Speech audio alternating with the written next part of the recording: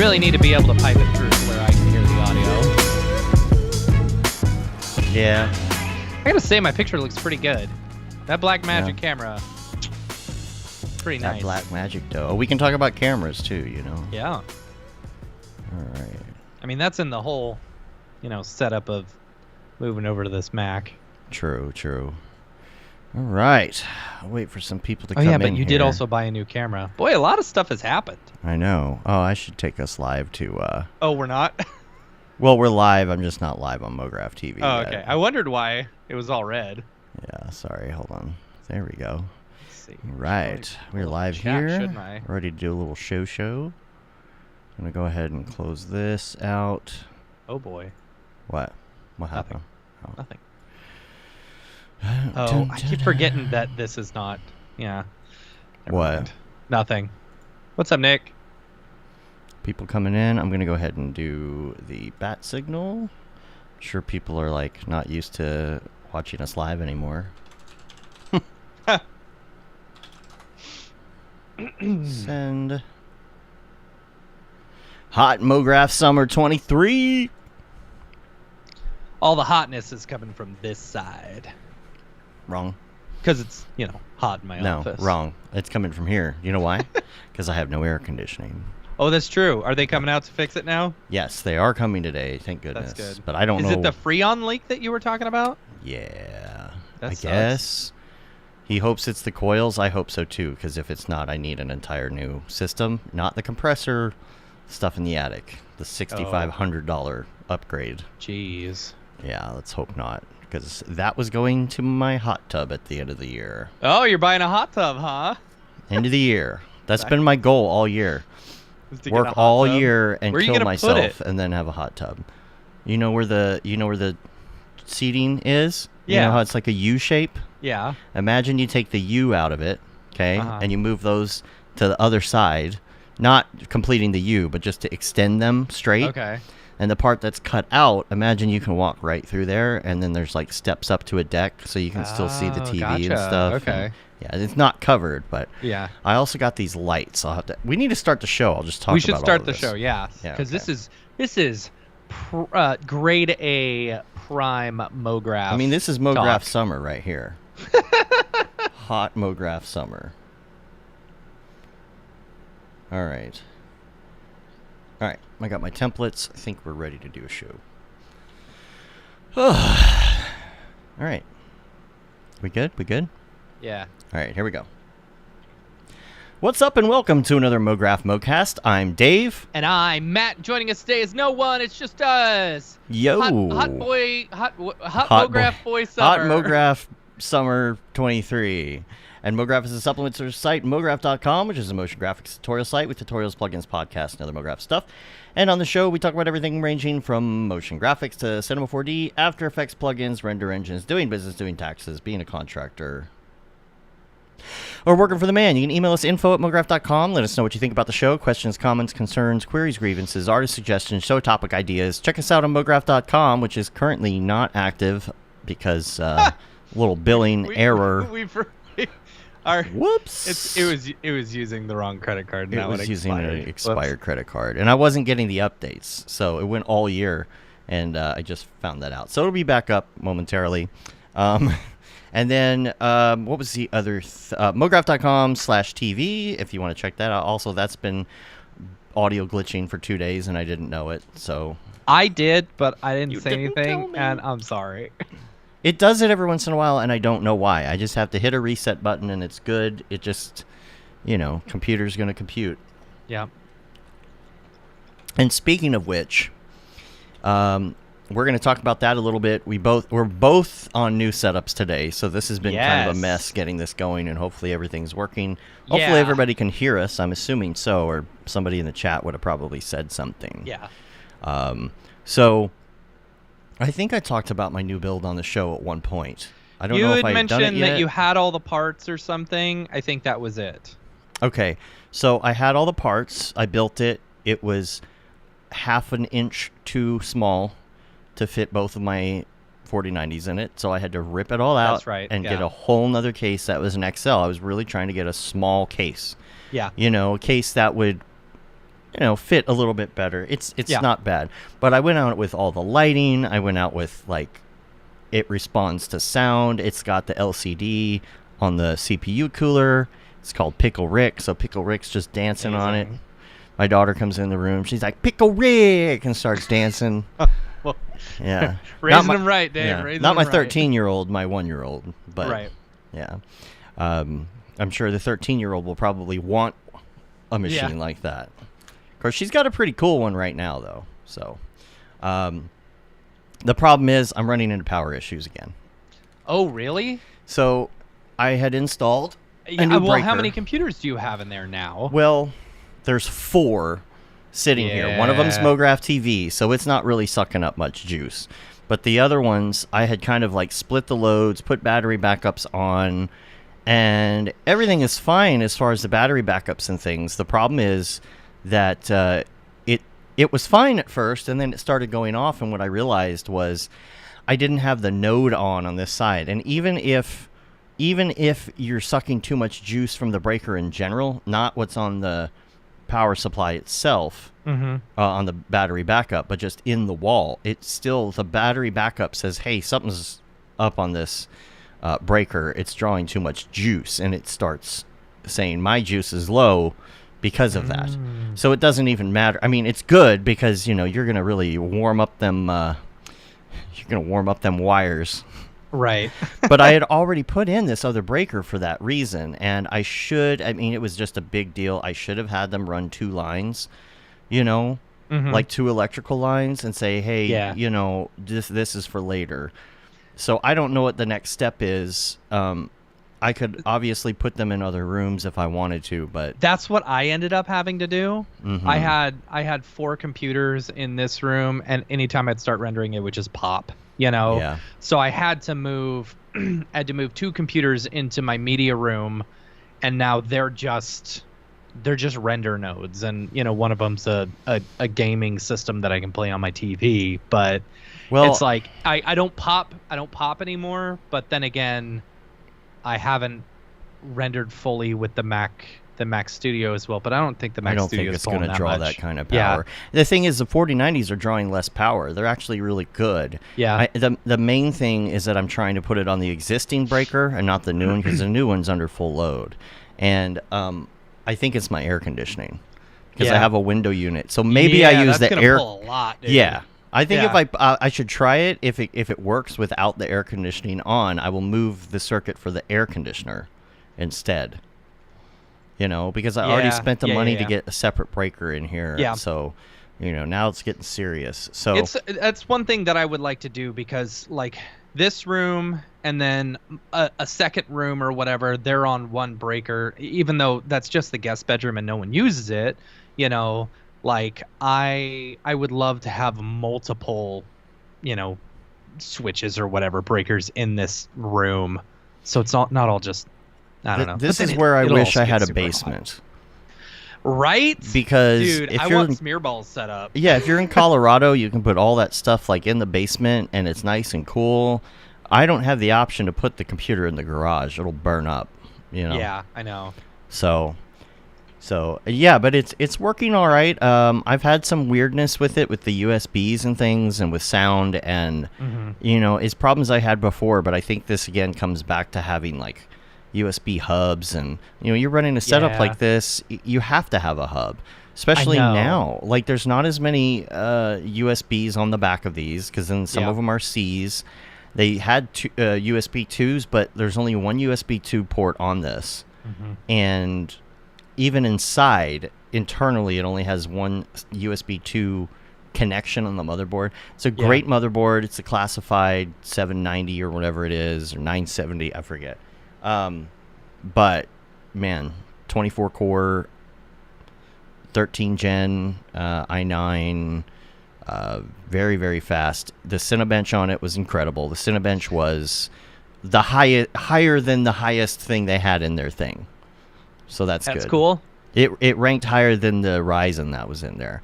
That's cool. Doesn't mean it's better than all Ryzens. It's just the one that was in there. And Can it play back 2 frames? it can. Actually, I was going to say, I played back video in After Effects like butter. Like Yeah. it cached it, and I played it, and it actually worked. That is Yeah. the biggest thing that I noticed when I switched over to my Mac Studio is that, like, I mean, this thing's a 20 core, Mm-hmm. and it plays back so smooth. It's like, and I've heard this that Adobe focuses really heavily on Mac, and things work just a little bit better on Mac. Mm-hmm. But yeah, I can tell. Like, Yeah. and I did some tests on rendering. Like, it rendered 4 times faster than my 14 core, 28 thread machine. It's like it's crazy. Did you run Cinebench on it or anything? I don't think I have, no, but there's scores out there for it. But I don't there's know what not the Cinebench- an Octane bench for Mac, right? There's not, no. So from what I've done, from the just the little things that I've tried, I think it's equal about to like a 3070, Mm-hmm. which is fine with me because, I don't really need it for doing full on rendering. And eventually, adding Windows as a node is going to happen eventually. I don't know when, Mm-hmm. and it's like, until that happens, I'll just throw it up into the other computers, let them keep going, and then I can just keep working on my, my Mac. Right. So, Right. but yeah, I spent this. So it's funny because I've actually, more people have used the Mac Studio than I have since I bought it. I bought it like 6 months ago. Oh yeah, because we used it on the road. We used it on yeah. the road for, NAB. And then right before I left for Disney World, my old boss texted me and he's like, hey, do you have any additional Mac Studios that you want to rent out? I was like, tell you what, I'm going out of town for a couple weeks. You can just borrow it. He's like, okay, cool. So I let him borrow it, and then once I've been wanting to get to the point where that's my main machine, and so I spent like a day last week actually hooking everything up and getting like my Focusrite on it and getting the camera. And then also you run into the things where it's like, the thing with Windows is there's all sorts of like programmers out there creating programs. So if there's one little thing that doesn't work, it's like, oh, okay, I'll just use this weird off-brand program that someone created, right?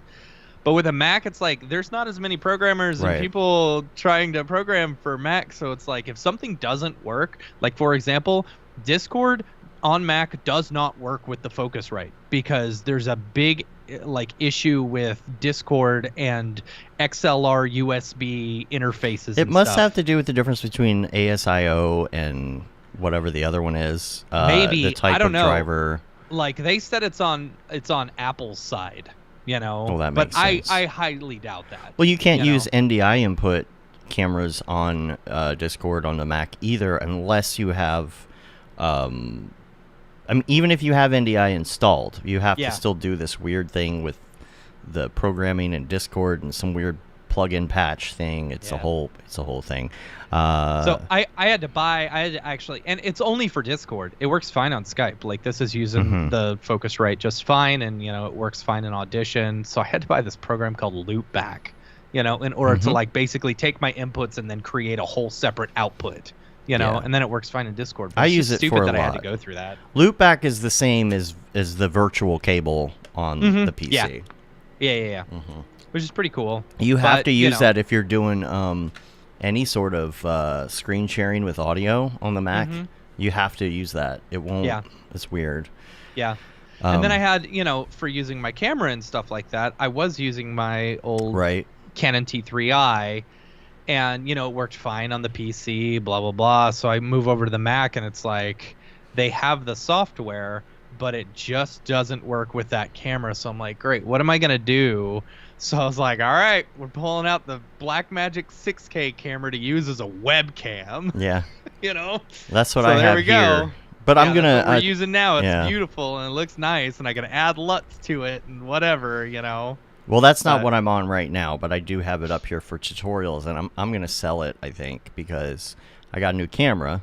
It does have USB capability and stuff, but I really don't use this camera up here that often. So I got Which one is that? Is that your Blackmagic one? That's my Blackmagic 6K Pro. Yeah. I'm going to sell it. So if anybody's looking to buy one, let me know. Yeah. I don't know. I'm not into the Blackmagic ecosystem as much as I was the Canon. And the main thing is that it doesn't take photographs. Like Right. it will take Yeah. a photo with this little button, but it is not a camera that has video. It's a video camera that has photos. Yeah. If that makes sense. So the new Sony that I got, the sensor is insane. The whole thing is insane. It's using the sensors that are on the Pro models, and people are pissed off because it's out of the market segmentation. Mm-hmm. You know, like it's supposed to be that these prosumer cameras can't do what the professionals can, and this one Right. can. Yeah. And so I think it's, what is it called? The FX3 or whatever it is. How much did it big, cost you, beefy if I can one. ask? It was like $2,500, $2,800, somewhere in there. About the same, around the same price as the Blackmagic, right? But Yeah. it's full blown. I mean, this sensor and the auto stuff that it does, like the auto stuff, it has AI and it figures out where people are, and it can figure out their Yeah. like their IK and figures out how to focus them correctly. You can track anything by touching on it, and it will stay in focus on that item. The sensor's insane. The color is insane. You don't have to color. I mean, you probably color correct stuff, Right. but and it does this 10-bit recording onto the SD card as well if you need Jeez. that. How big are those Um, files? They're pretty big, but they're not too bad. Not like the Blackmagic, and that was my Yeah. problem. Blackmagic RAW, it's like, oh, you want to record this so you have good color control, or else you're going to go to ProRes or you're going to go Right. to MP4. And in order to do that, you use a Blackmagic codec, and you'll record for 5 minutes, and the stupid thing's like 50 gig or something, and Yep. you're like, what? Yep. It's like, I can't handle that. I can't. So, and yeah, it's 6K, but, what does it matter if you're never using it? Right. So this thing is incredible. It has all the bells and whistles. It's small. It is just a fan-freaking-tastic camera, and there's a Sony mic that you can put on it that doesn't look like a regular Yeah. mic. It has these little holes on the top because somehow it's figuring out, based on the waves, the sound waves, which direction things are coming from, so it can turn off the front and back mic at auto. I mean, everything about this Technology camera. is insane. Like, I keep thinking, okay, we've hit the precipice, right? We're done. Right. There's no more innovation, and then, they figure out how to make a telescope out of pulsars. It's like, Dude, I know. all right. Yeah. Mac Daffy's saying Beppe published I think that's how you say it, Beppe, published a couple Octane on Mac charts on the Octane Italy Twitter. Oh, Italy Twitter? Okay. Octane Italy. I think it's Look Beppe. that He up. always writes Ciao Beppe at the end of all his posts in the forum. Ciao Beppe. So speaking of Octane 23, I don't know if it's alpha, beta, whatever is out. We need to get Jules on the show. Yes, we to do. talk about that for one. But I have been in the newer versions, the stable versions of Octane, which are really good. I got this brand new computer, and I really expected to not have the problems I was having before. Yeah. There's always some problems in Octane that happen when you push your limits a little too hard on the live viewer and things. That's to be expected. I had some weirdness going on with some displacement textures and things, but my main thing has been the viewport of cinema. And I'm sorry, but we got to get this figured out. Because Yeah. I'm doing basic things with Mograph effectors and clones, and it's still just choking on things. I brought some of the new GSG items in, like some lights for a football stadium and things, and it was just choking on them. I'm like, why are you choking on a million polygons? Yeah. Like, why in the viewport? I understand certain aspects of it and why. The thing that frustrates me is I've got particles, I've got volume builder stuff going. I have a lot going on, but there's got to be a way to manage this to where you can just operate. If I need to check an animation, I don't want to have to go in and turn off a bunch of layers to check and see if my animation looks correct. Yeah. And then when you do that, it's still calculating all that stuff in the background. Now, I Yes. heard that Magic Solo, what is it called? Magic Solo? Or whatever it is supposed to be good for this, because my technique is to put things into layers and call it mute. And like I've been saying, I want a circle with an M in it. Looks just like the solo button or something that you see down in the layers, right? It's that S, the solo button. But just give me an M and put it next to the traffic light so I can mute that layer for a second so that generators and espresso and everything turns off. Because if you turn off render and viewport, the traffic lights, render and viewport, render and render engine, it's still calculating. So you go through, you turn everything off, you have one thing in the viewport, and it's just chugging on it because it's running in the background. Now I understand the reason is because you want to turn things off in the viewport and still have them be able to reference things like a Mograph is referencing it, volume builder, and if something's referencing it, that makes sense. But to get around in the viewport as an artist and to be snappy, like I'm fast. The only thing that is slowing me down is the viewport and Octane. Yeah. The viewport because it's very slow and Octane because it can be crashy. Yeah. Again, I push it to its limits. I always know why it crashed because it's something I did. But in the viewport, that's not the case. In the viewport, when I'm having issues, the other thing I want is an escape button. I know you can hit escape. I wish the need a escape cancel. button worked. I had to force quit Cinema 4D probably 20 times last night because I was doing very simple things, or I'm changing a setting and it goes a little too low, and then it's like, oh no, it's calculating like 0.1 instead of 1, and it's over, it's done. Someone was talking about that where it's like, Cinema 4D knows that it's going to take a really long time, Right. Oh, maybe it was Beeple when we were hanging out with him. He said, yeah, I accidentally hit 34 subdivisions instead of 3, and it's but then like... it kills your render. Yes. Like, if you haven't saved, it's done. It's done. And I get it, like, you can hold down escape technically, but it only will escape once it gets to escape in the line of things it has to do. There needs to be a fail-safe button for this stuff. Why not? Yeah. Why is there not a fail-safe? I agree. Like the way Houdini works, where you can just hit escape and it like breaks everything, but at least it stops. Right. That's it. That's the best. Yeah. Like volume builder. Volume builder. You do 2 small pixels, it gives you a warning at least. Right. But what's some other thing? I accidentally added too many cloners to something, and it was like trying to figure that out. And I mean, stuff will not even be moving in the viewport or changing, but it's still trying to calculate frame to frame. There's got to be a way. There's got to be a way to fix this. Yeah. I think it's one of the biggest things that Maxon needs to do for artists right now is make the viewport snappy, because people are leaving for that reason. I asked Barton the other day, I'm like, are you having problems with the viewport? He's like, no, because we're doing everything in Houdini and Unreal Engine now. Yeah. You might build something in Cinema 4D, like one element, but you can't manage a complex scene in Cinema 4D. You can't. Not without using layers, not without turning things on and off. It is absolutely impossible. And these are, I say it's complex, but this is a 3-second scene I'm working on. Yeah. It's got volume builders. It's got cloners. What else does it have? And I'm not even using bools. The best thing for bools is to use Octane clipping materials with priority. Yes. Because if you use priority, you can even pick what has a bool, and it is so buttery smooth. Like, you just move something through the scene, it's good to go. I wish I worked on a project recently, and I was just like wishing that Redshift had, bool materials and stuff like that.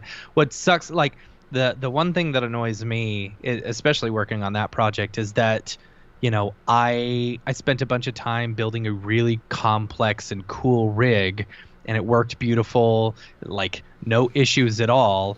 And then I go to render it, and one of the nodes that I was using in Redshift is like deprecated and doesn't work when you render it on a farm. So it completely broke everything, and then I had to go back and redo the entire thing using a different method, which ended up not looking or working correctly, and so I had to do 800 workarounds in order to get it to work, And rendering it on one computer was not an option, because this was like a 20,000 pixel wide, thing. Yeah.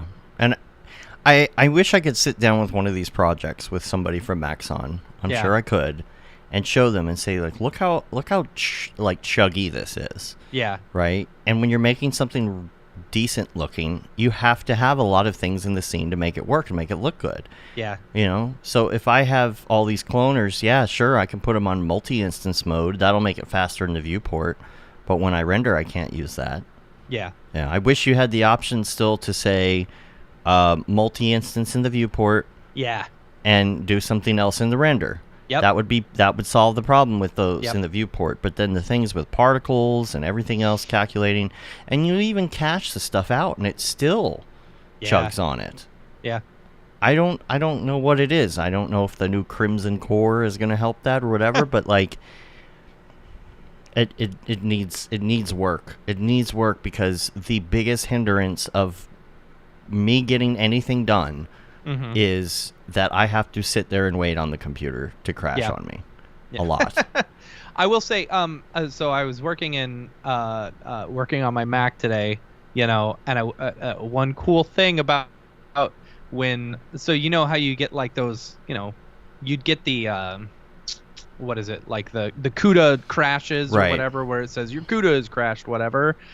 You don't get that on the Mac, but if you get like a crash of some sort, you know, something similar, you can just reload it. You don't have to restart Cinema, which is fantastic. And Cinema has been loading, even on my new machine, very slow. Yes, very I have slow. noticed that. It takes so long for it to come up now. And then X Particles says it needs an update. That takes time. And then the window, like, and so it used to be if I had a crash, it wasn't a big deal. But now I feel like Cinema's taking longer to load. It's also taking longer to save. Noticeable save difference in 2023.2, like the second version. A basic save takes very long. And I'm a constant saver. One thing you may want to check with that is that you're not, so this happened to me a year or two ago, working on a project when I was using particles and stuff like that, is that I had accidentally clicked on, or no, I was going through Winbush's course, and there's like this save for Cineware or save for Melange or something like that. Right. If you accidentally have that clicked, it's going to take forever to save. Yeah, this is anything, and it's not a really long time, but it's a noticeable difference. Yeah, like if I even have like a basic scene set up and I hit save, it used to be you hit my hand is always on Control S all the time. Every time I do a big step, Control S. Not me, I'm too busy for it. Right. I just let the autosave do its thing. So I used to hit Control S and it'd be like saving. Okay, done. Yeah. Okay, like that. Now I hit saving. Go grab yourself a coffee. Okay, done. Yeah. And that's not a big difference, but when you're in a quick saver and you're like, okay, I'm going to do this, I'm going fast, save. It's that ADHD brain where it's like, you know, it's like where you get in a zone and then someone comes in and walks through your door and is like, hey, what's going on? You know, and you're like, okay, you've totally taken me out of my zone. Now it's going to take me 10 minutes to get back into this zone, you know? Oh boy, you all right? I'm reading things from my mom. Oh. My dad has been in the hospital since March and come home a bunch of times. And we really thought he got enough therapy and was good, and then now he's back in the hospital today. It sucks, dude. I'm sorry. I mean, months and months and months in the hospital. So, yeah, so that's fun.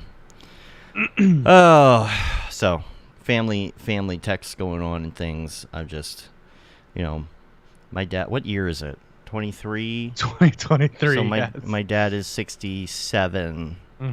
And I don't know, man. I think he has early onset dementia. I don't know. Sucks. It compounds everything that's going on right now because, yeah. So my mom is dealing with her mom and husband both having dementia at the same time. That is terrible. Yeah. And my dad is not as far as my grandma is, but I think that's what it is. I don't know what else it would be. Yeah. I don't know what else it would be.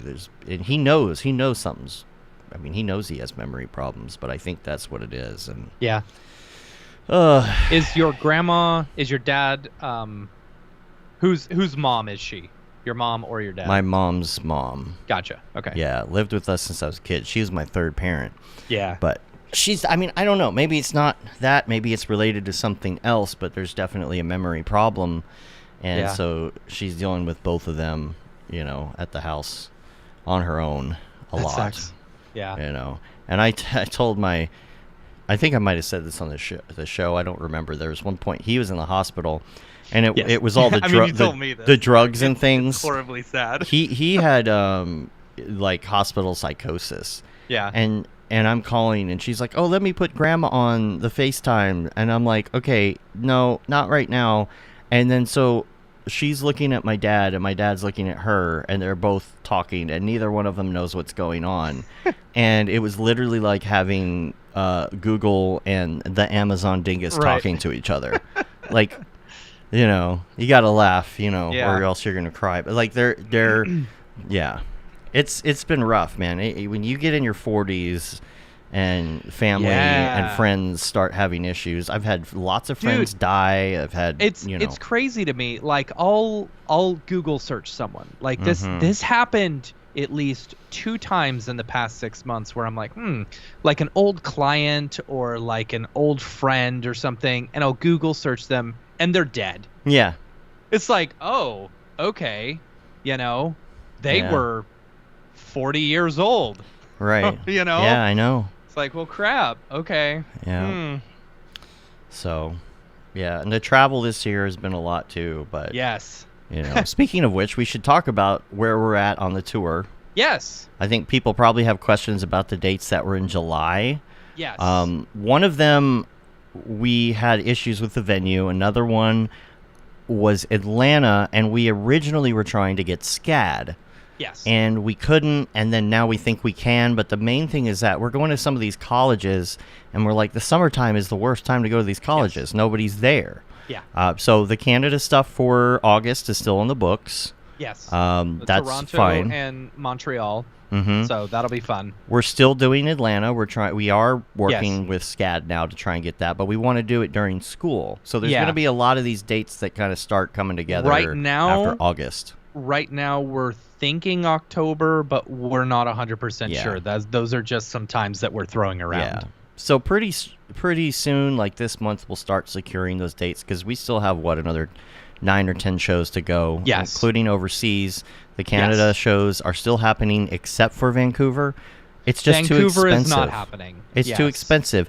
When when people want to let you use their venue for $15,000. Yeah. And you're like, come on, man. And then the problem with some of these places, we know this now because we have become glorified event planners. Event planners. That's what we do. Who cares about Mograph when you can event plan, right? Yeah.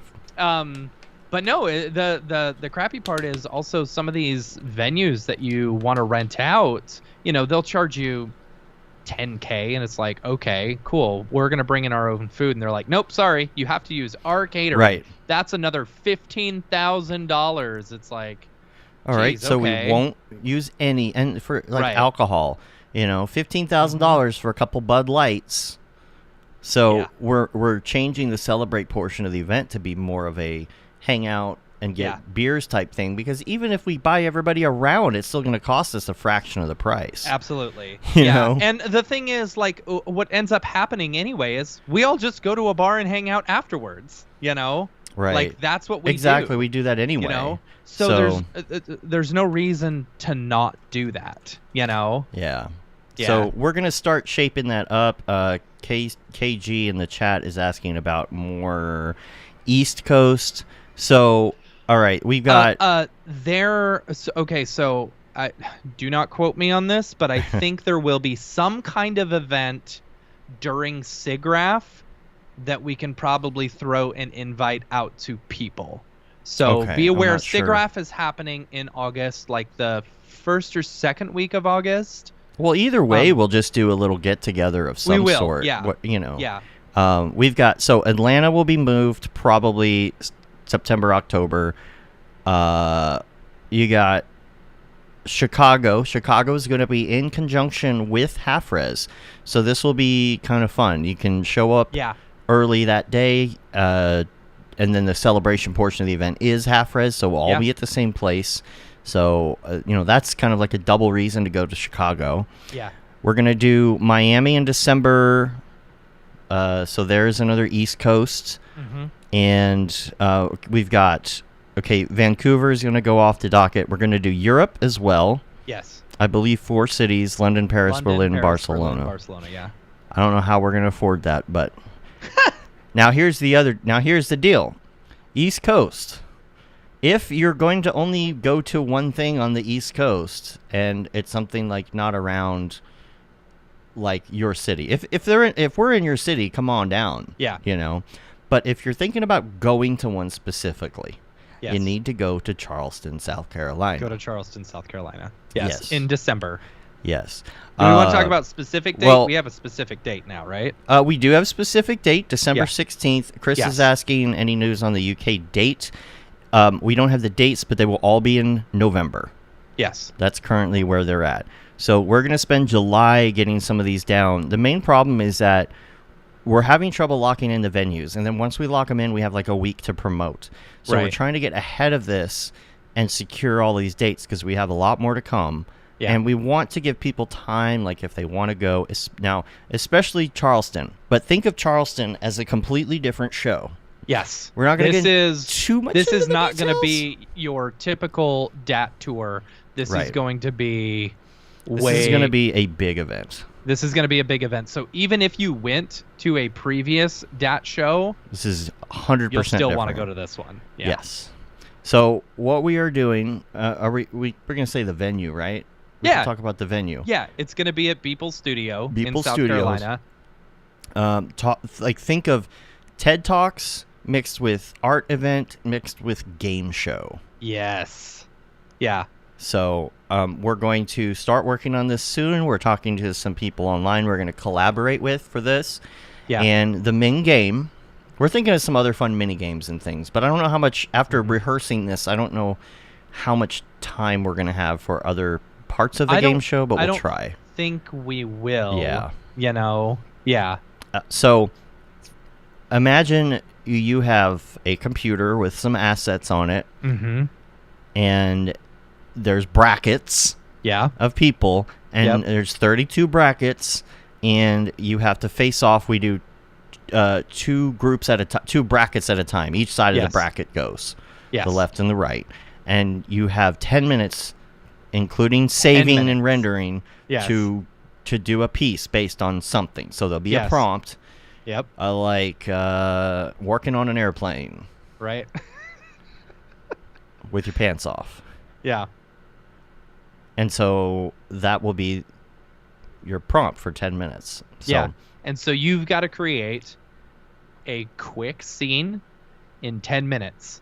And then everyone will vote, We're setting up a system to where everyone can vote on their phone. And then whoever wins, at first we'll take, I think it's the top 4 candidates, the top 4 people, and those will move on to the next bracket. Yeah. And then I think it'll go down to like the top 2 and stuff. Right. And then finally it'll end up 1v1 for fastest 10-minute render. Yeah, best 10-minute render.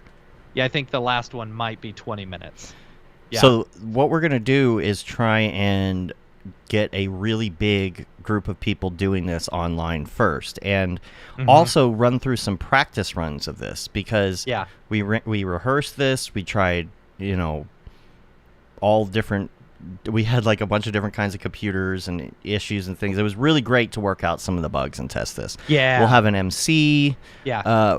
And it's going to be great. But we're going to do some stuff online with some people, hopefully Clinton Jones and other people, to show here's how you go through the process of doing this 10-minute thing. Here we're going to practice together, right? Yeah.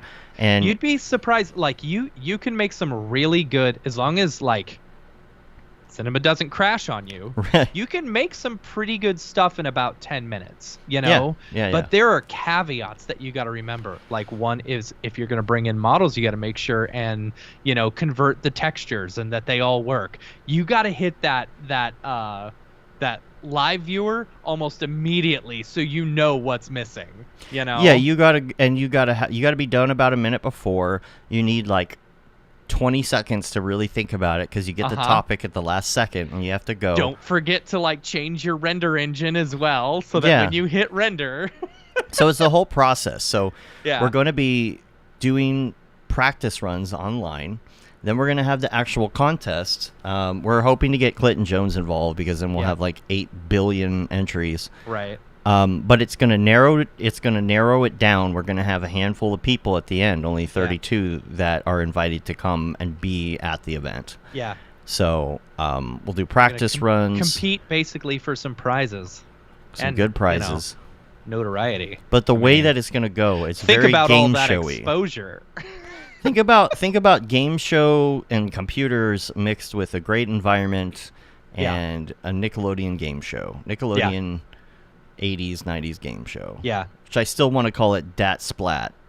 I love that. I think it's great. It's very Nickelodeon. Yeah. So we did the rehearsals. We went and figured out what the plan was going to be. We're also going to do some musical art pieces and soundscapes and visualscapes. I really wanted to bring this company that would help us do surround sound stuff with it, but I don't know if we have the budget. Yeah. But these pieces are going to be great. I have connected with somebody that I'm a big fan of in audio. This album it's the Kmart tapes. And I love it, and we're collaborating on a little visual skate for the event, and so you got to go. It's the tickets will be just a little bit more than your normal DAT show, just because there's gonna be so much more involved in this. Like there's gonna be shuttles from hotels and stuff like that, and that's so much more involved than and it's going to be a lot of fun, but this is going to be one that y'all will want to put on your calendars. Oh yeah, it's going to be and go to. And imagine you're playing and everything's you're participating and everything's going crazy and there's like 500 people around you. You know, even if you're not going to participate, it's going to be so much fun to hang out. Justin Leduc in the chat says he bought tickets for Toronto and he never received them. This is why we flipped over to Eventbrite, because they are in the system. They were just not, the emails were not getting to people. They were just not sending or whatever. It was just a big mess. So we moved to Eventbrite. I will be moving all those people to Eventbrite into that system. So if you don't have a ticket, you will be receiving a ticket. I know you didn't get your ticket, but you are 99.99% probably in the system. It just didn't send you the email. So I will move it over. You'll be all good. As soon as we start getting all of the planning going online and the website and everything for Toronto, you'll see that. Because I've got to get guests and all of that lined up. So you're good. You're good. What else? Camp Mograph. Anything else about the tour? I think that's probably it. I think that's about it. Big shout out to our sponsors. Oh yeah, for sure. We can shout out to our sponsors. So big shout out to our sponsors, Dell Technologies, for sponsoring, as well as Render. Huge shout out to them. I got my Render hoodie on. Yeah, super excited about that. There you go. I got an XL because I know these ones shrink a little bit. Man, they're so soft. But like, I gotta say, like wearing a really big hoodie is kind of nice. I get why girls like to do it with their boyfriends' hoodies. Giant. But also, but you also have to like wear no pants with them if you do that, right? Yeah, right. You're wearing no pants, right? You gotta. Oh, what is it? Winnie the Pooh? Is that what it's called? Winnie the Pooh or Donald Duck it? Donald Duck it. Yeah. Donald Duck in it. That's funny. And Justin says thanks, Broly Ollie, and I'm supposed to say that out loud. Broly Ollie. Broly Ollie? Is that how you say that? Sounds like broccoli to me. It's a little too close to broccoli. Also, NVIDIA and Tool Farm. So big shout out to our amazing sponsors for the design and animation tour. Now, also talking about sponsors, let's move over to Camp Mograph. Before we do that, I do want to say too that we are doing separate additional sponsorships for Charleston. If anybody is interested in that, it's going to be huge. And if you work for a studio that is looking to get their name out there, especially among a big group of Mographers and stuff, we're looking for studio sponsorships as well as other stuff specifically for that date. Because what we're trying to do, we haven't talked to Dell yet, but it would be nice to see if they would sponsor the workstations. Yeah. And then I know GSG is down to sponsor as well, put all their packs in for the competition. Yep. I would like to also see if maybe Kit Bash would be in, because then you could have that in your library, because we're going to have very specific assets for this competition. Yeah. You're not going to be able to go to certain places, because that would kind of like make it a little less even playing field. Right. Right. But so if anybody's interested in getting involved either monetarily or donating something or whatever, please let us know, because I'm sure, it's got people's name on it. It's, it's going to be good. Yeah. It's going to be big. It's going to be really cool. All right. Camp. All right. Camp Mograph. The news there, Camp Mograph, I'm just very excited for it, And then, so those who are on the wait list, keep an eye out on your emails. We've got a few tickets that we're releasing this week. And so you'll have 24 hours to respond and to pick up a ticket. Mm-hmm. We're going to release a few to the wait list. So if you're on that wait list, make sure and check your emails, or keep an eye on your emails, because those will be, those will be released this week. So, and then that more than likely will probably be the last set that we send out, unless someone comes to us and is like, hey, I can't go, blah, blah, blah. Then we'll start reaching out to the wait list. But if you're not on the wait list, you can go to campmograph.com and join the wait list. Let's address that too. If you cannot make it. Yes. If you cannot make it to camp, we have a refund policy, which is that you cannot get a refund. And that is because it costs us a lot of money. Moving parts with camp. Yes. Like our costs and our margins are very slim. Like we, are hoping that someday it'll be profitable. Yeah. So giving a ticket back really messes things up, because like we're paying X amount of dollars for these slots. Yeah. Not that we couldn't find somebody for it though, and that's why I want to bring this up. If you can't come, try and find someone else. Or to get your hit ticket, us up to help you find. We can 100% help you find somebody to buy that ticket.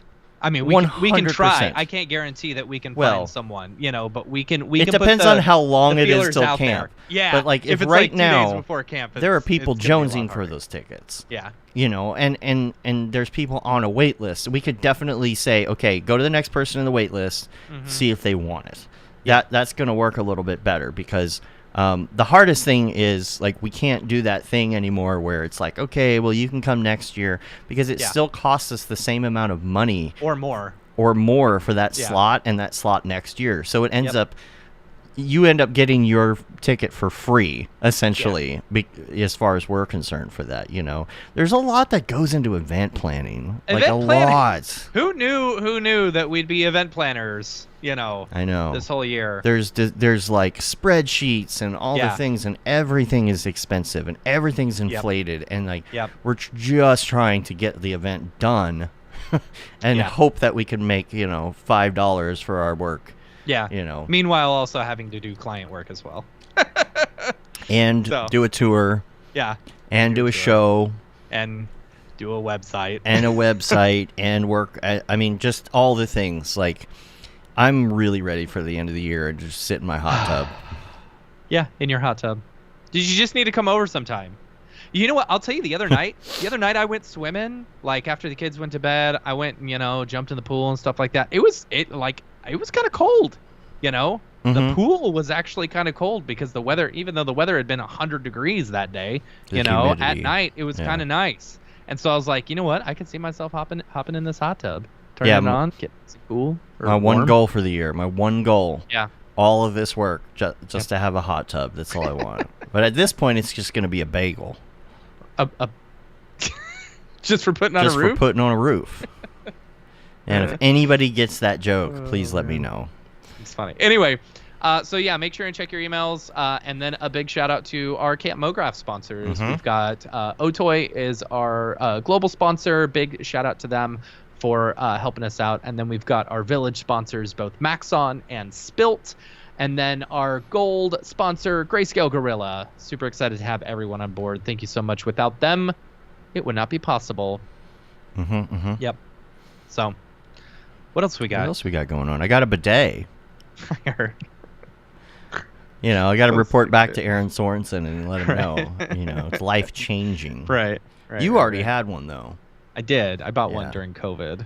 And I had to go use the bathroom without a bidet the other day. Yeah. I'm like, oh man, like it's a pretty big deal. Everybody in every other country in the world does this, and there's something about America where people just think it's weird, and I think it's amazing. It's hygienic.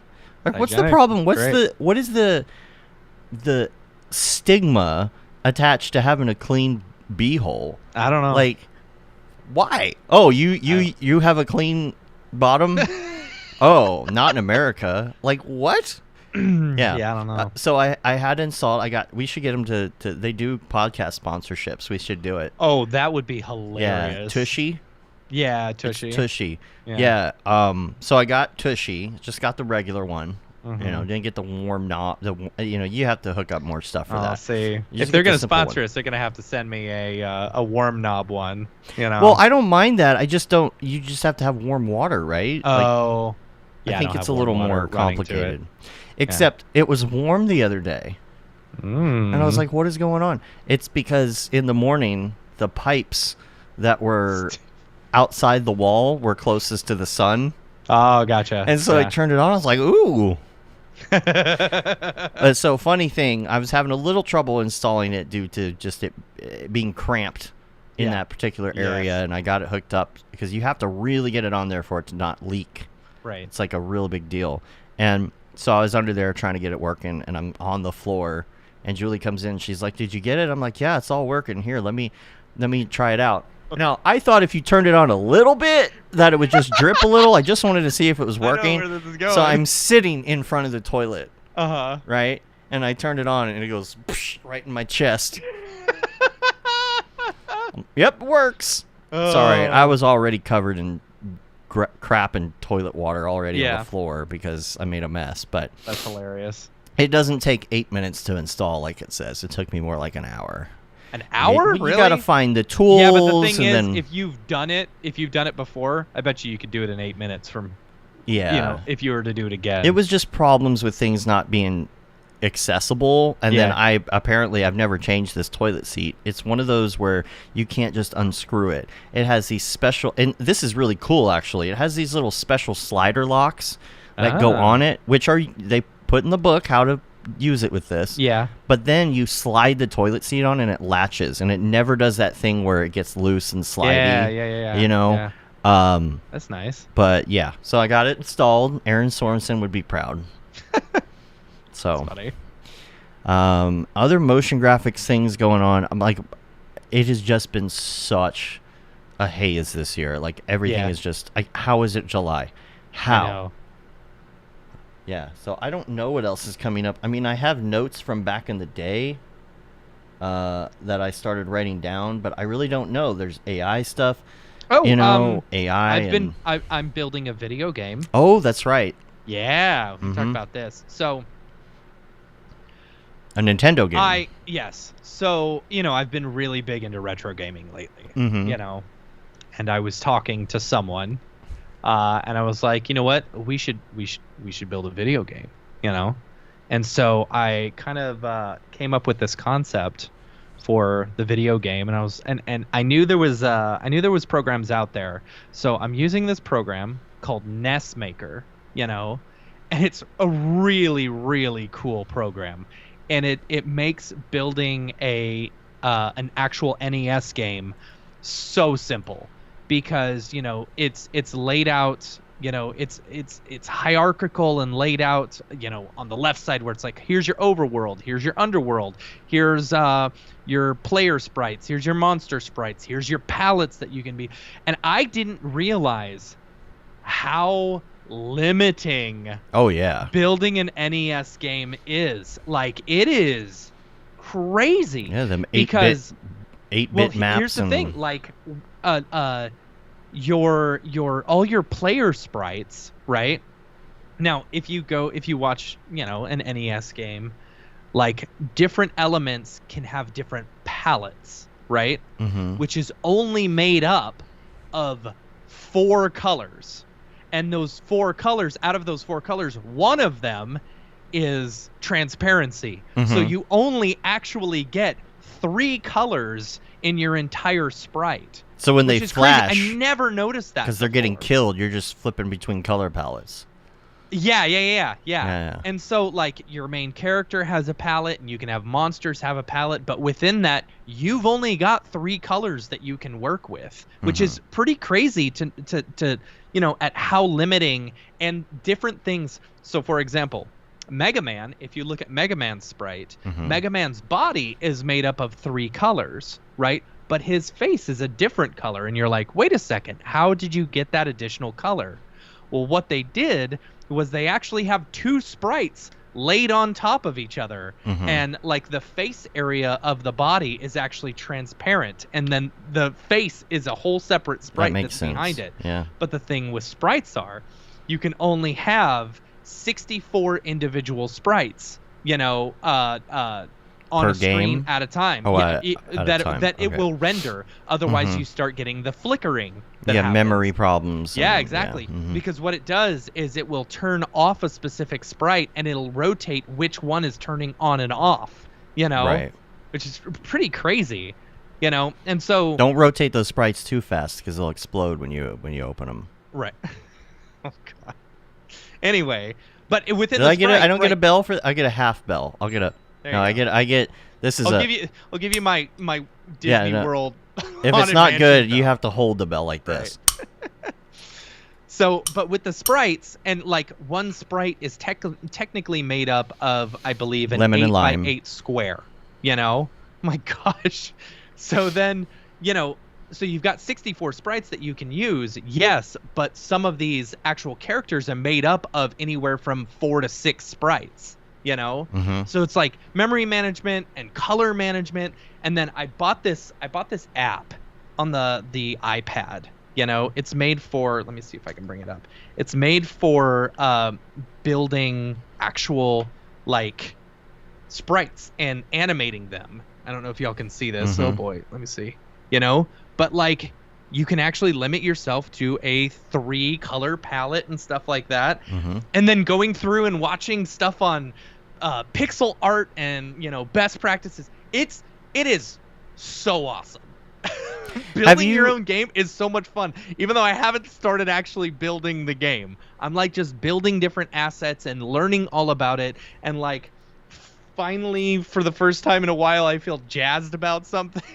But have you looked at like the way that pixel art works on a CRT as opposed to yes, because it's really cool. Yeah, like it looks so much better on CRT because of the way that it's displayed. And those colors, man. The colors, children. But the colors, like when I play Mario and I get to that underwater level and it is just blue. It is so blue. And I'm telling you, I bet you anything. I feel like it's because we've gotten into this LUT world where everyone shoots stuff flat and then they do a terrible job color correcting it. And it's like we forgot what colors were. How good you could get some colors. I mean, mushrooms on help. CRT. Oh my gosh. Anyway, why do you think Mario uses them? Right. So, are you doing this for the Nintendo or the Super Nintendo? The Nintendo. I don't think they actually make a Super Nintendo one. Like I would need to learn assembly in order to. Oh. Yeah, but you can put this on a actual cartridge. Yes. So you can buy a blank cartridge, and you can buy like the actual loader. It's like $100 for a cartridge and a loader. That's cool. Right? And you can insert it, and NES maker or NES maker will like load it onto there. You can throw it into an actual Nintendo and physically play it. That's nice. Like it's so cool, And I can't wait. The music too. So yeah. So there's a program called Fami Tracker, which allows you to create like 8-bit sounding FAMI. Yeah, because not it's Fanny Tracker. No, Fami, like the Famicom. That's what the Nintendo was called in Japan, the Super Famicom.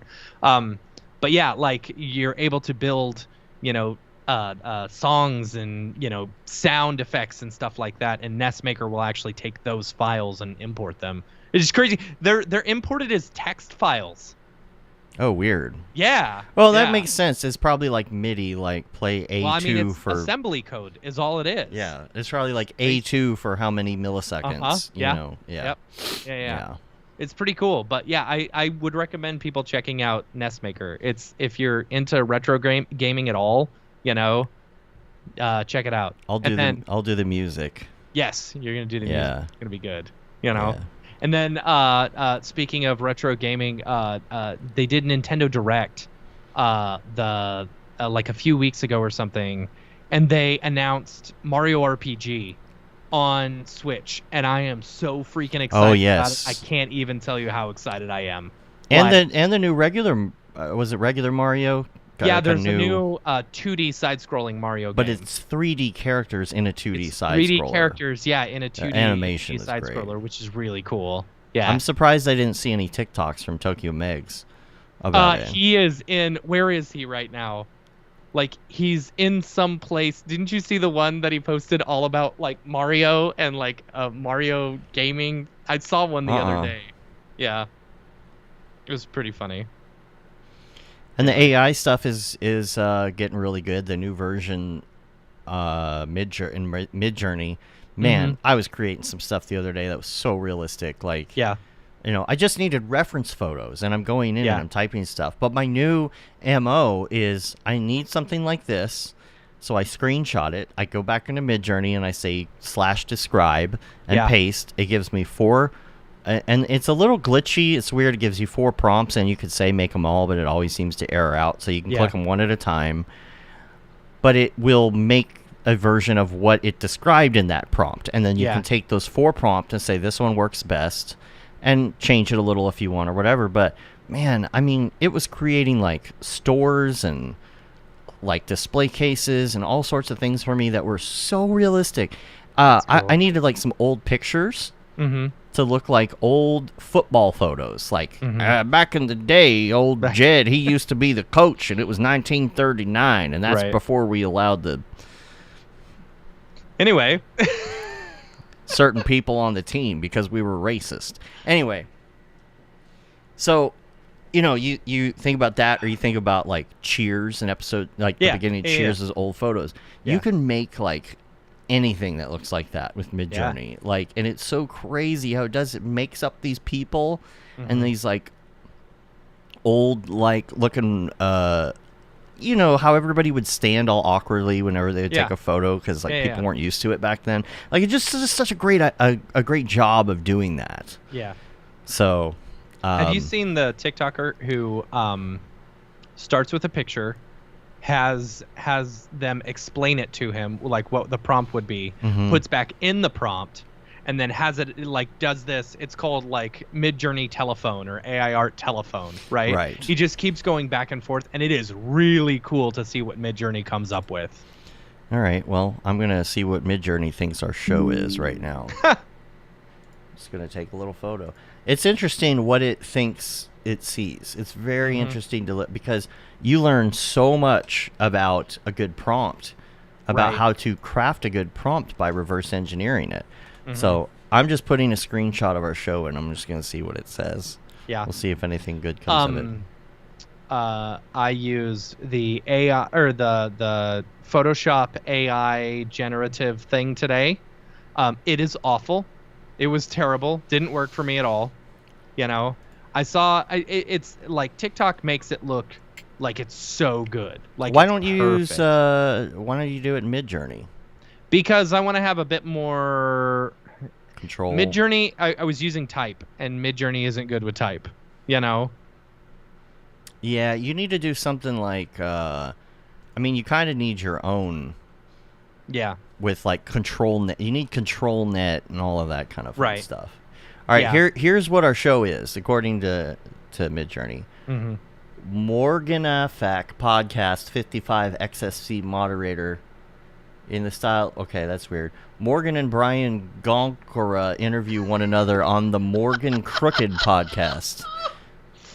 What? Oh, I saw another TikToker who would just put in like fake words, and it'd say like, Yes. yeah, like imagine a blorgok, or something like that, and it would imagine what a blorgok is. It's a Blorgok. Yeah. Okay, which one didn't work? I swear, let's say Morgan and Brian. It's so weird because like the first one always screws up. Which one of us is Morgan and which one of us is Brian? I feel like I'm Morgan. I don't know. Let me do. I swear number 4 always screws up. It's so weird. All right, so Morgan and Brian Gonkra. Let's see if I can bring this up over here. I need a good way to bring this up. Okay, cool. All right, let's bring this up. This is, yeah. Oh, wow. This is Morgan and Brian Gonkra interview one another on the Morgan Crooked podcast. On both people. Oh, these two, yeah, this is like the same guy. Right. I mean, even up above. Do we really look that? I mean, I guess we do look that similar. That's so crazy. All right, and it's funny. You know what? I would like to think that our show looks way better than that. Well, yeah, there's no. Oh boy. Boy, these people all look like podcasters, though. They really do. Okay, now this one is more of like show art kind of thing. Okay, like that one right there would be the thumbnail on the top left. I love it. Mokakra Mancac.Karosi. The words, the way it does. I know, the way it's so weird. So okay, this one is an interview with two people who are talking on the phone in the style of Massacre webcam raw versus finished. Yeah. All right, let me open it up. Well, this is kind of cool. It's stylized. Ooh, I like that. This is what it gets just from seeing us doing a podcast. That's pretty cool. And then here's another similar one. Yeah. Now we could try a better example of this, but here's what I'll show you. Like, I'm going to type in an old Kmart, okay? And let's say I'm doing research for my thing I'm going to do, right? My little piece I'm going to do about Kmart. And I want to show like kind of an old decrepit Kmart, maybe empty shelves or something. So I've got an image. I'm going to bring it up here. I'm going to view image. All right, here is an image of an old Kmart. I've actually seen this one before because I've already been researching this. Nice. So here's like an old decrepit Kmart, and I'm going to put it in and ask it to describe this. Because I think we'll get an actual good result from doing it this way. So? Yeah. What are the things called or whatever? Those like empty rooms or liminal spaces or the back rooms. Back rooms. Liminal spaces is more of the official term. You know, the back rooms almost has its own lore, like stories and stuff. So I'm creating these. We've got and it failed to process my commands. Store, of course. Empty aisles. Yeah, it always fails on number 4. Weird. All right, I'll go number Come on, 4 Midjourney. again. Where you at? We're paying. We're paying for this. All right, so a store with lots of empty shelves in the style of childhood Arcadius. Now, what does that mean? Childhood Arcadius. Yankee core and soggy. So these things come up, and I'm like, well, what? You know what I'm saying? Like, why does it get that? You know, it's really cool to kind of deconstruct what it's thinking. You know, childhood Arcadia. I don't know what that means. Arcadius was a Greek. Was a Roman emperor. Right, but what does that mean? I don't know. All right, so I've got some of these coming in now. Let's see what we got. Maximum number of concurrent jobs. Okay, here we go. All right, I'm going to bring this up. There's my 2x screen. All right. That's the original. That's the original. Okay. Here is what it comes up with here as the options. That one's stylized. That's beautiful. See, I love that. The thing about Midjourney is they do such a good job with like color and like design and, you know, ooh. That's kind of toonish. Yeah, all 3 of them are toonish except for the bottom right. This one's more realistic. Yeah. You know, I mean, look how cool that is. I came out with I came up with some Kmart ones the other day. Let me just pull them up and show you. Like, I needed some crystals made the other day, right? Yeah. I mean, look what it did when I described. Look at these crystals it made. Wow. You know, some And really that's good ones. fake. It was Yeah. created by a computer. Yeah, look at That's these. So cool. I also asked it to do. Oh, I hadn't seen this one. Gosh, look at the subsurface on that. I know. I had it make me some rocks, which were cool. Oh. And, oh yeah, like here's some of the old photos I was doing. Those are fun. Wow. Yeah, I mean, look at that. And then I put them on the wall in the back of a scene, and then I don't have to pay royalties.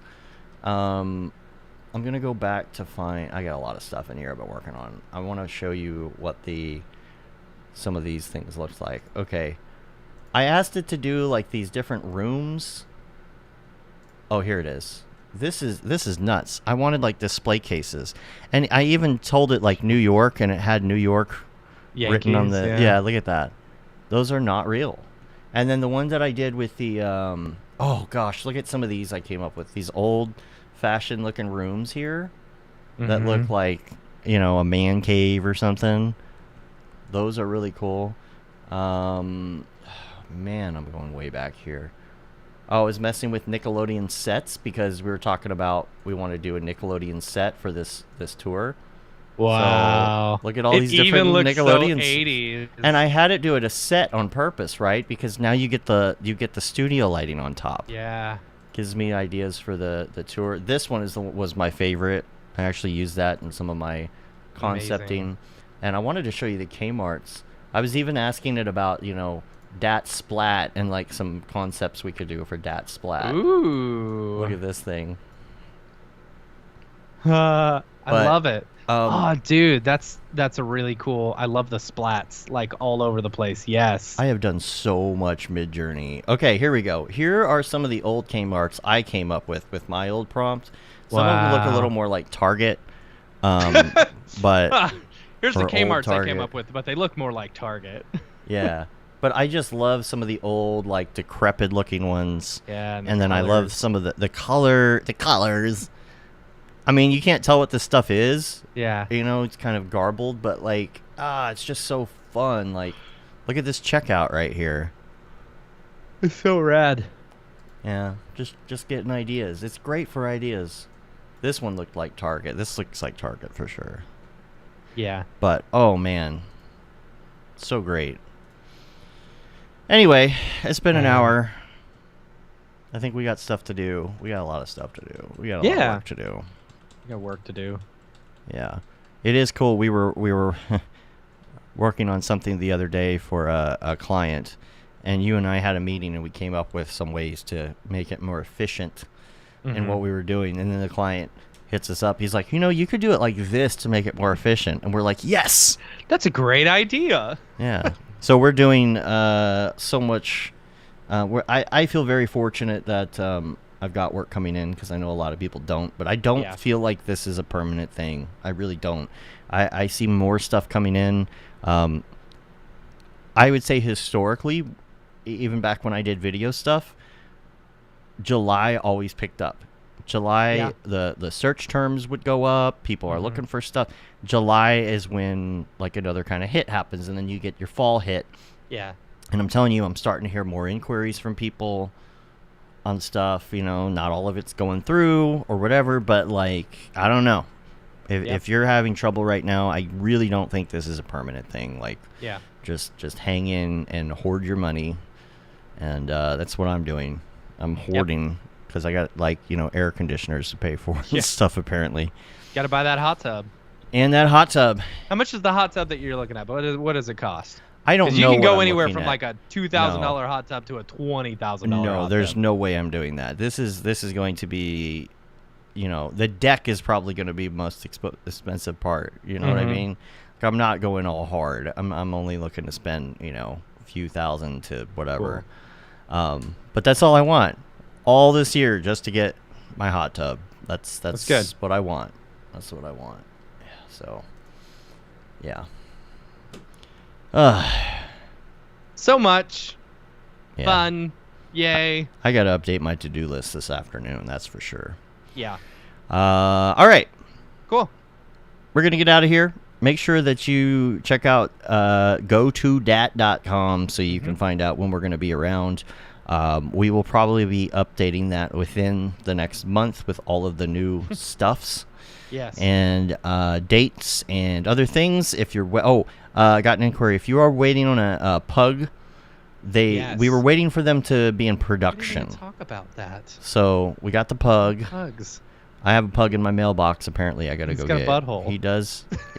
He could use a bidet. It could use a bidet. And so we ordered. Well, we ordered some for ourselves, but we ordered some for the tour that we could hand out. We ordered 20 of them. So I'm going to be sitting there with 20 EJ pugs when this box shows up. And we're going to send them to the people that already won one. So I will be contacting you for an address if I already haven't. And then from that point on, we'll have the pugs. I don't know how we're going to ship them. Or maybe we put them in the suitcase. We'll just bring them to the shows. Yeah. Yeah. It's going to be a suitcase full of pugs. And then we'll hand them out there. So the next one we're doing is going to be what? Is that Toronto or Montreal? If we do like a little get together at SIGGRAPH, that'll be in August. But August is both Toronto and Montreal. Okay, cool. Which is the 17th and the 22nd. Cool. Well, make sure that you check out mograph.com. Once it's up. Once it's back up. Let's see if it's up. It's not. It's not? All right. No. And then make sure that you check out the dates. Come see us. We just keep an ear out. Join our Slack. Get on the Discord. We can always get that info. Hopefully I'm not missing anything. Hopefully I'm not missing anyone. Hopefully I'm responding to everybody. If I'm not, I'm sorry. I will eventually. It has just been a lot right now to handle, and I am so far behind on my email. It's not even funny. But I'm not. I got no emails in my inbox. All right, so hit up Matt. Yeah, hit me up. Matt@mograph.com is fine. Yeah. Yeah, and I think that's it. I'm just looking through more notes, but we got to get a guest for next week. We'll make sure that we're going to start putting out some at least the announcements of who's going to be on the show and stuff again. Yeah. Now that we have a little time before we're going back to the tour. But make sure tomorrow's the 4th. If you're in America, make sure you're safe. Yes. Make sure you don't blow off your hand. Don't get drunk. There are some people who will start July 4th with 10 fingers and end July 4th with less. Yeah, so don't do that. Yep. And you can rate us on iTunes, leave a review. You can also subscribe on your podcatcher of choice, help get our ratings up. You can subscribe to the newsletter. We've been sending that out with some of the dad updates, and we've got an actual newsletter sitting there that I need to make sure is good to go, so we can send that out. Amy was working on that a while back, and I still haven't sent it. You can say you've been there, done that, got the t-shirt with the Mograph logo tee, the Paul Babb Feel the Babb 2020 shirt. All the profits from that go to Doctors Without Borders. The Render Things t-shirt, hoodie, and long sleeve tee, Mograph blandishment shirt. The That Render is Fire shirt, which you're only allowed to wear, ironically, unless you're shams. Yeah. We need to get her a shirt. We do. Oh, I should have done that. Yeah, you should have. Oh, saw her the other day. Yeah. Dang it. Okay. We're on YouTube, mograph.com. Check us out for all the show schedules. Once that's back up, you will be able to see that. There's also a playlist on YouTube. You should check out our playlists on YouTube. They're very well organized. And there's an upcoming playlist thing. You can turn on mograph.tv I did that. by going to our YouTube channel, youtube.com/mograph or mograph.com/TV, and you can check out 24/7 Mograph. I've got a ton of new content that is going in shortly. My brother's been working on cataloging and transcribing our shows and all of that, and so we'll have some new stuff to show. I know we show a lot of stuff on Mograph TV, but we only have a handful of our particular show in the feed right now, and there's a bunch of new stuff which is going to go in. So that's it. Awesome. That's it. We're going to get out of here. Till next time, I'm Dave. And I'm Matt. Have a good one. Later, yo.